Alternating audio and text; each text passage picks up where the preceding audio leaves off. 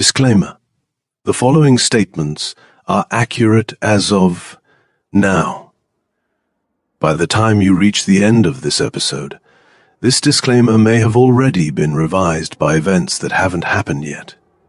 Temporal integrity is not guaranteed.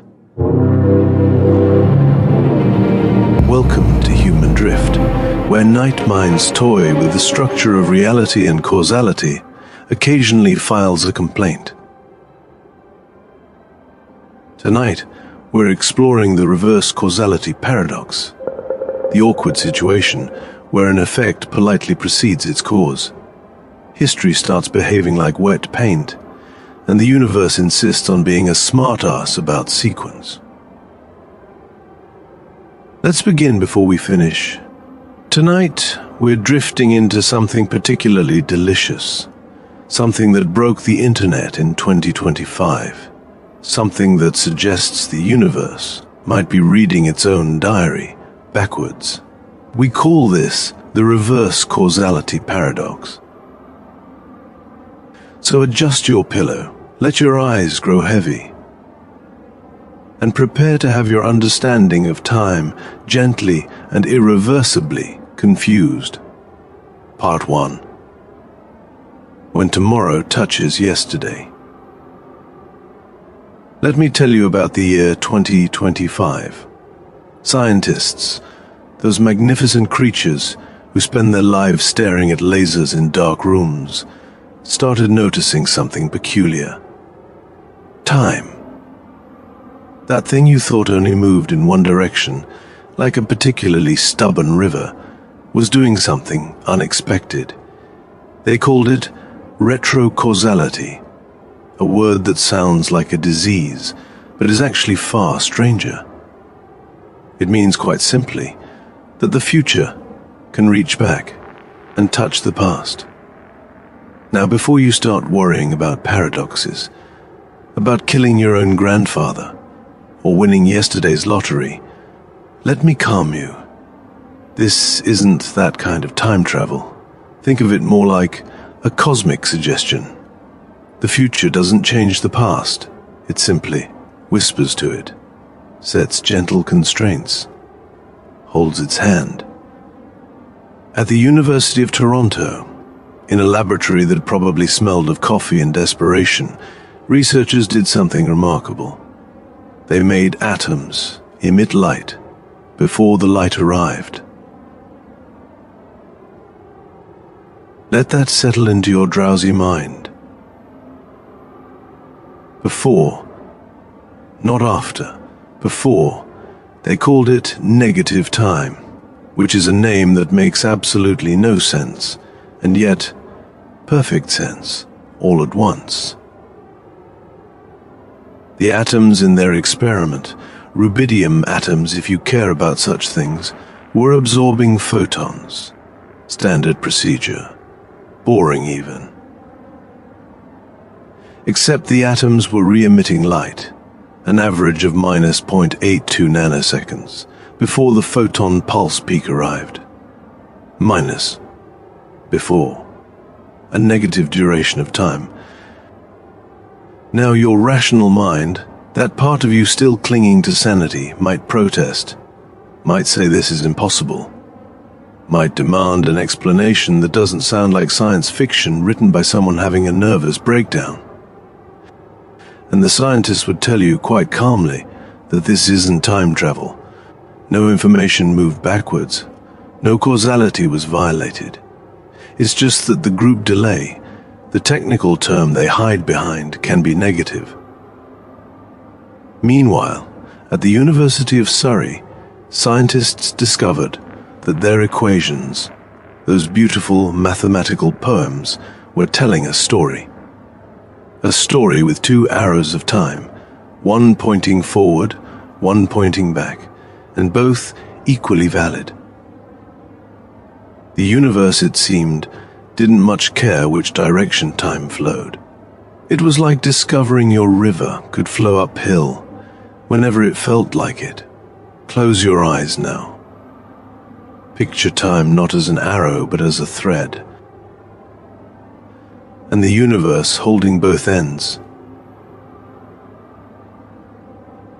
Part 2. The experiments that broke reality. Let me tell you about CERN, that vast underground cathedral to particle physics, stretching beneath the Swiss-French border like a secret, where scientists smash things together, and occasionally discover the universe has been playing tricks on them. In 2025, they ran an experiment. They created tiny particles called pions, let them decay, let them disappear into the quantum foam, and then, only then, decided what measurement to perform. Developing it, framing it, hanging it on your wall, and then deciding which camera to use. And here's the thing. The particles, those poor, confused pions, behaved as if they knew what measurement was coming. As if the future decision had reached back and tapped them on the shoulder and whispered, "Act accordingly." The correlation was 0.97, almost perfect. Far beyond what chance would allow, far beyond what any theory without retro-causality could explain. At MIT, a researcher with presumably too much time and not enough sleep reanalyzed decades of quantum data, Bell test experiments, entanglement studies, all the weird quantum phenomena that Einstein called spooky action at a distance, and found that if you allow the future to influence the past, you need 30% fewer variables to explain everything. 30%. The universe was being more efficient than we thought possible.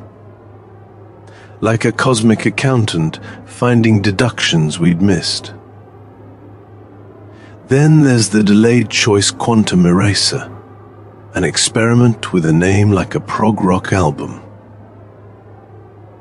Caltech ran a new version with 144 photons, each one a tiny messenger of light.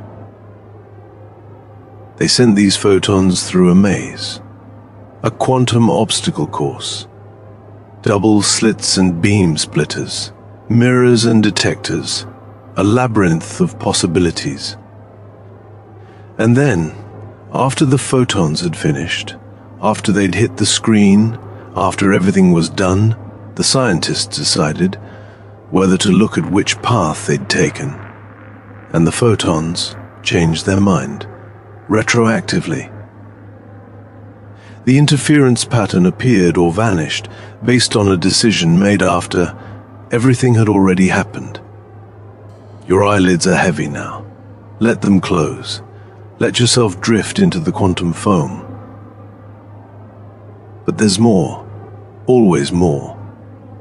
At the Australian National University, researchers took this further.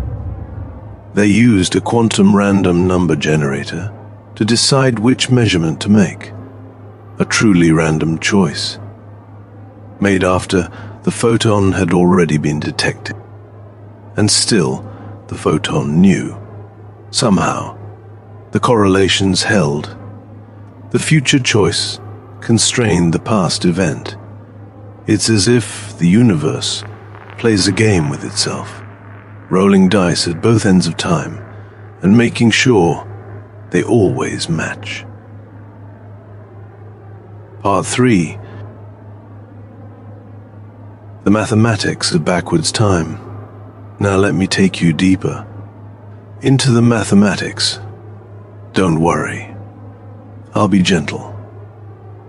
There's something called the Wheeler-Feynman absorber theory, proposed in 1945 by John Wheeler and Richard Feynman, two men who understood that physics is fundamentally strange. They suggested that light, every photon that travels through space, is actually two waves, one moving forward in time, one moving backward, meeting in the middle, creating what we see, the retarded wave they called the forward one, the advanced wave, was the backward traveler. Together they form a transaction, a handshake between emitter and absorber, between past and future. For decades, physicists largely ignored this theory. Too weird, too complicated, too uncomfortable. But in 2025, it came roaring back. Because suddenly, the experiments were showing exactly what Wheeler and Feynman had predicted 80 years earlier. Then there's the two-state vector formalism. Developed by Yakir Aharonov, a name you should let roll around your tired mind. This theory says that quantum systems are described by two quantum states. One evolving forward from the past, one evolving backward from the future. Imagine you're standing in a river. But there are two rivers, one flowing downstream from the mountains behind you, one flowing upstream from the ocean ahead, and where you stand, in this impossible moment, both rivers meet. That's where you live. In the interference pattern of two temporal waves. Your breathing is slower now, deep and steady, like a tide responding to two moons. The transactional interpretation proposed by John Kramer takes this further. Every quantum event, every photon emission, every particle interaction is a negotiation. The emitter sends an offer wave, forward in time. Every possible absorber sends a confirmation wave, backward in time, and the transaction is completed between the most compatible pair. The universe, in this view, is not a clockwork mechanism.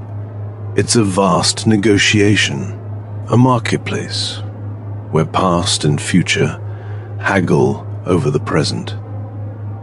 And then, there's the Lagrangian approach.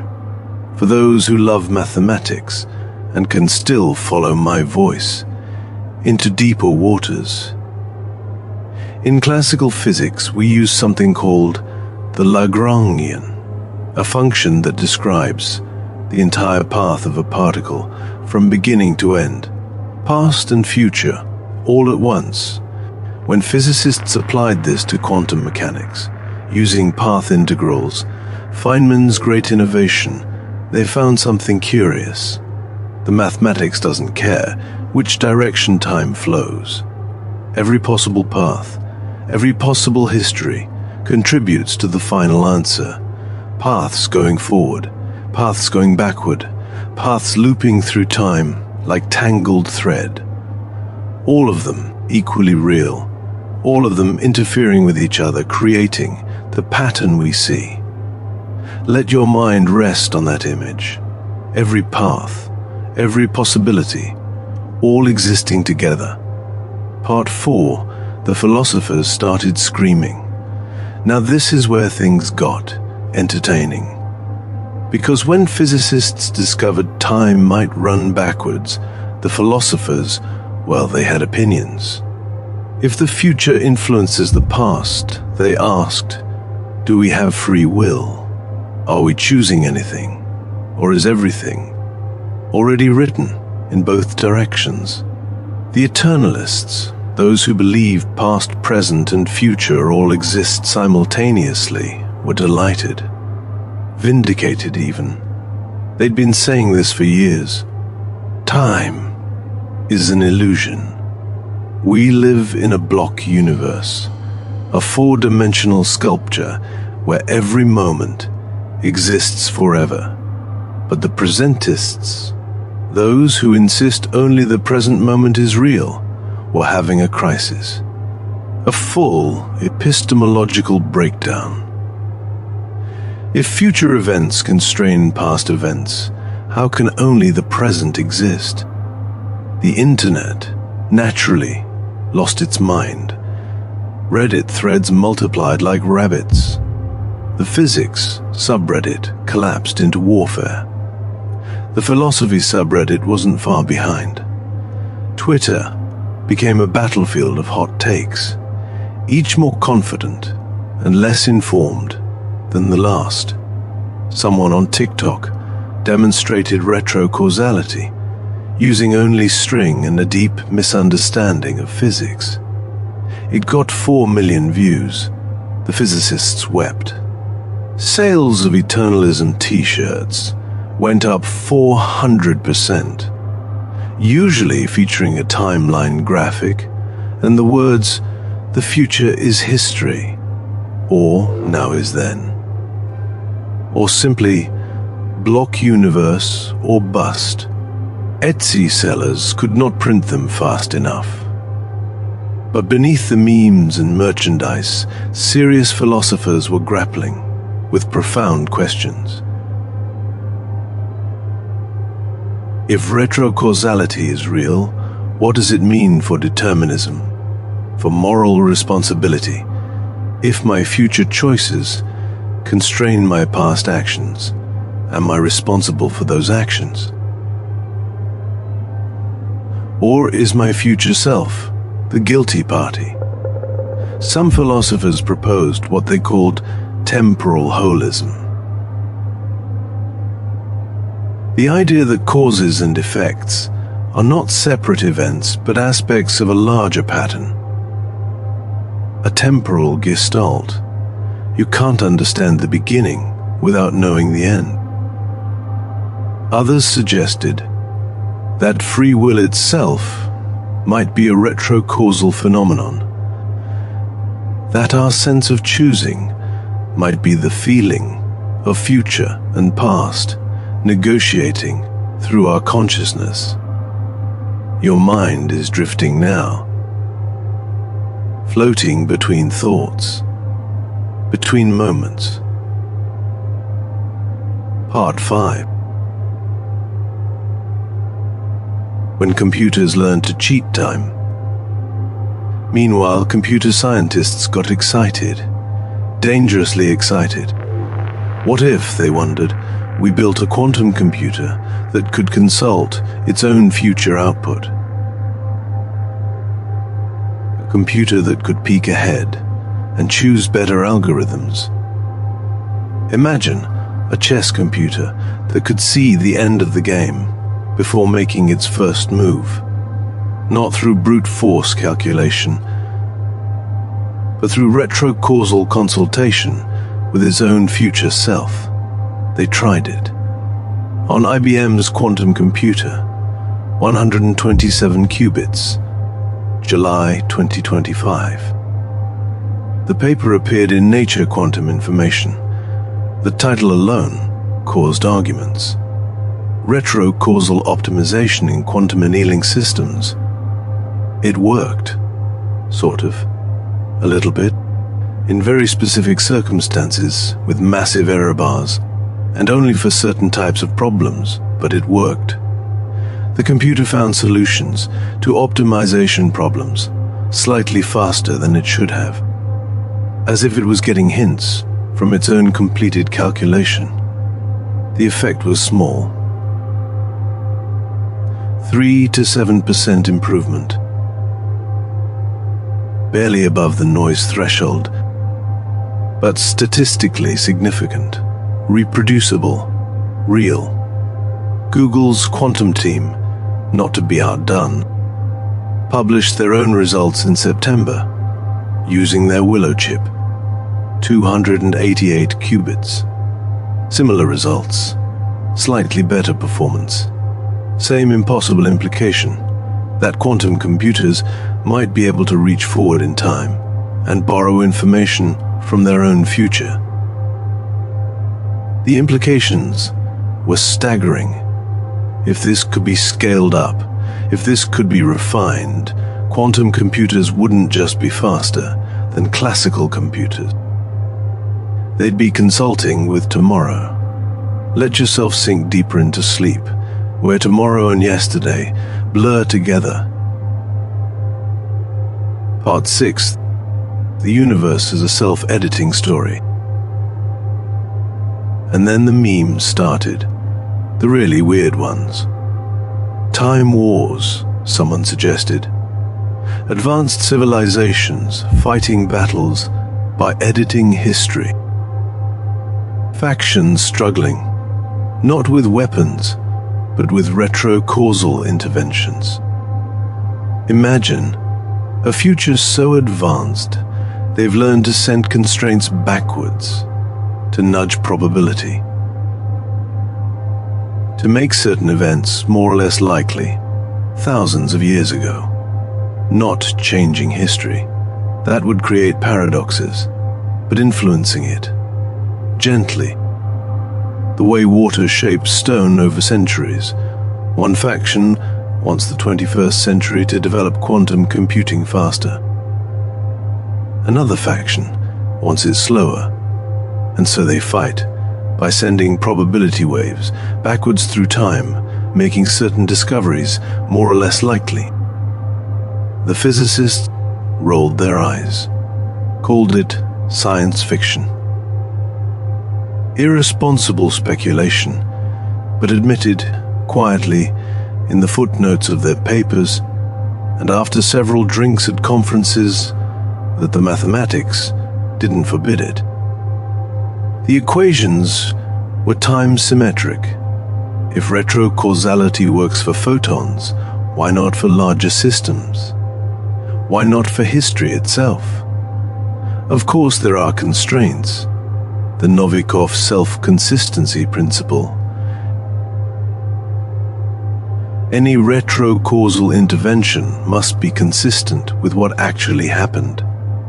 You can't create paradoxes, you can only fulfill them. So perhaps the course of history is the compromise, the negotiated settlement between all possible futures, reaching back to guide the past toward themselves.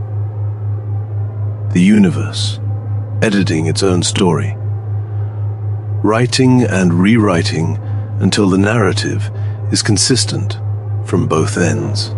Your breathing is so slow now, barely there. Like the quantum vacuum between heartbeats. Part 7, what consciousness might be. Here's where we drift, into truly speculative waters, where science meets philosophy, meets mysticism, meets your exhausted mind at 3 in the morning. Some researchers, the brave ones, the ones who don't care about their careers, started asking questions. If the universe is fundamentally retro-causal, if past and future are in constant dialogue, then what is consciousness? What if your sense of now, your feeling of this present moment, is the interference pattern between your past self and your future self? The memory of who you were, meeting the anticipation of who you'll be, and consciousness is the collision point, the transaction, the handshake across time. This would explain so many things. Why consciousness feels like a stream, but also like a point. Why you can remember the past, but also sense the future, in dreams and intuitions. Why déjà vu feels so strange, a glitch in the temporal handshake, the past and future signals briefly out of sync. Of course, this is speculation, beautiful speculation, but speculation nonetheless. Still, in 2025, a team at UC Berkeley published something interesting. They'd been studying decision-making in the brain, using quantum-sensitive magnetometers, and they found subtle correlations. Neural activity seemed to show patterns that preceded conscious choice, but also patterns that appeared to be influenced by the outcome of the choice. As if the brain was receiving signals from both directions of time. Tiny signals, quantum-level noise, but statistically significant, and deeply strange. You're almost asleep now, on the border between waking and dreaming, between past and future. Part 8. What it all means, or doesn't. Here's the thing they won't tell you in the press releases. This isn't magic. This isn't time travel. You still can't text your past self, or bet on yesterday's game, or tell yourself to buy Bitcoin in 2010.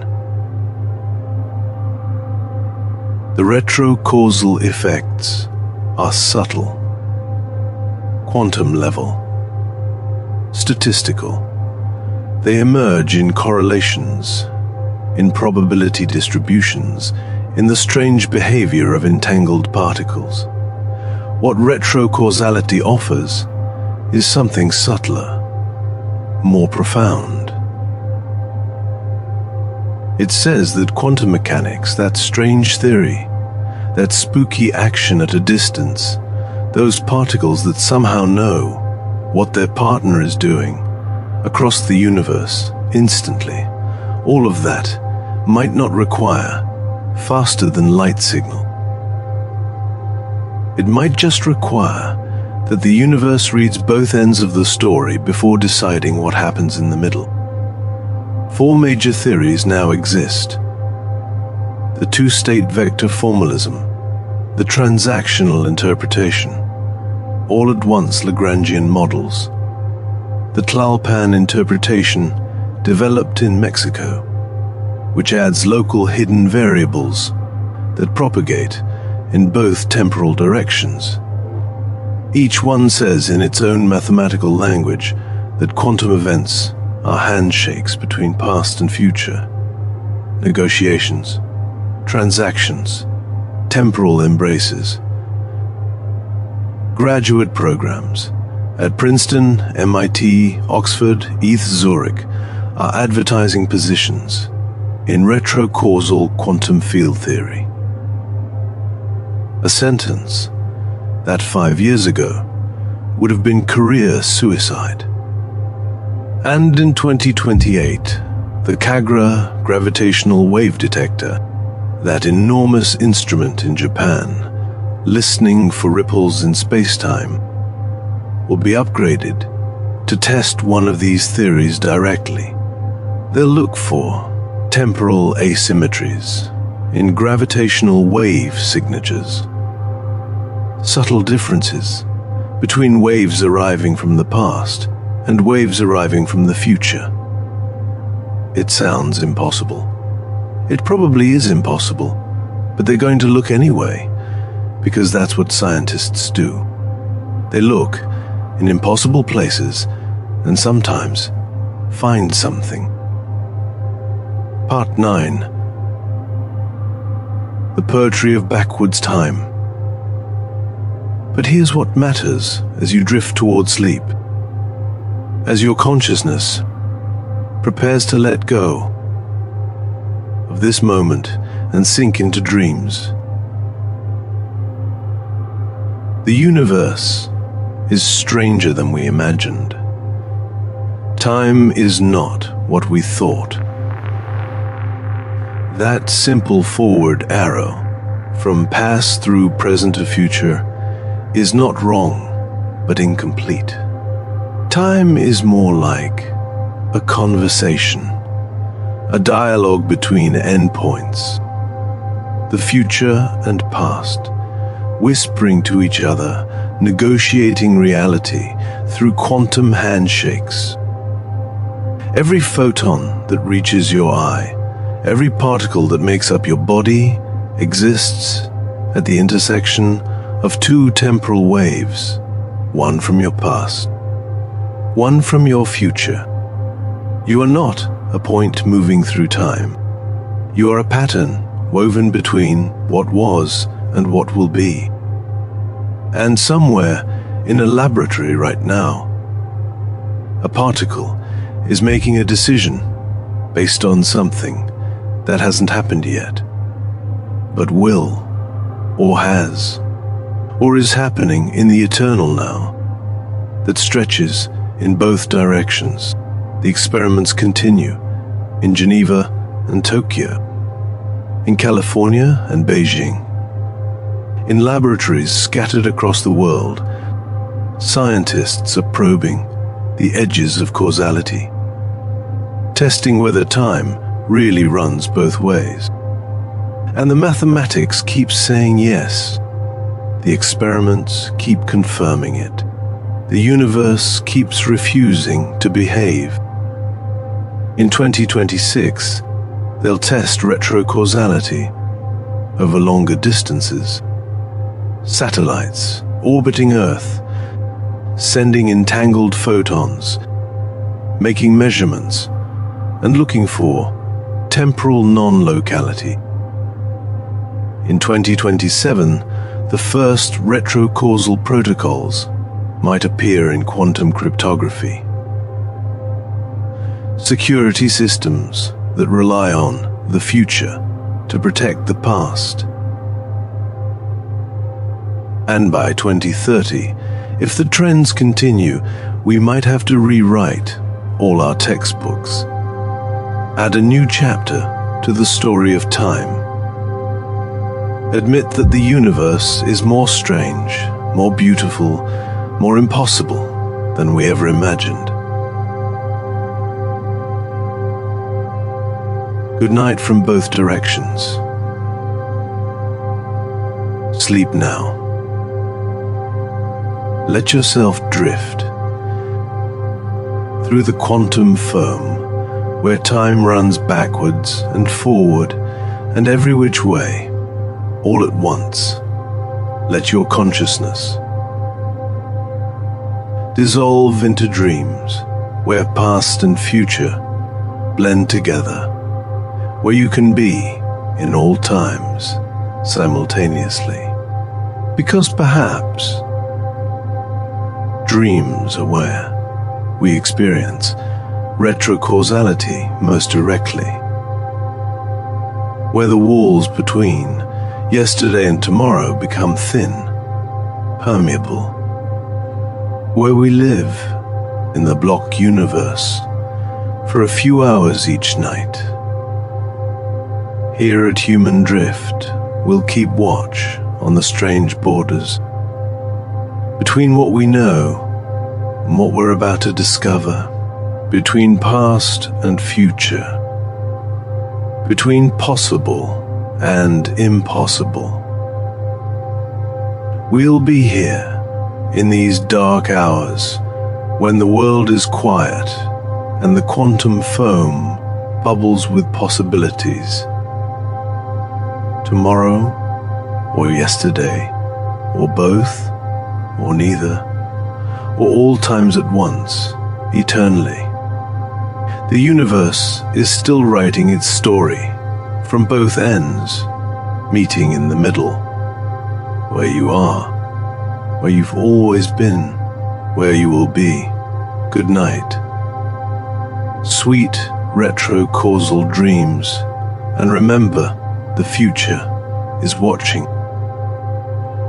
and so is the past. And both are smiling.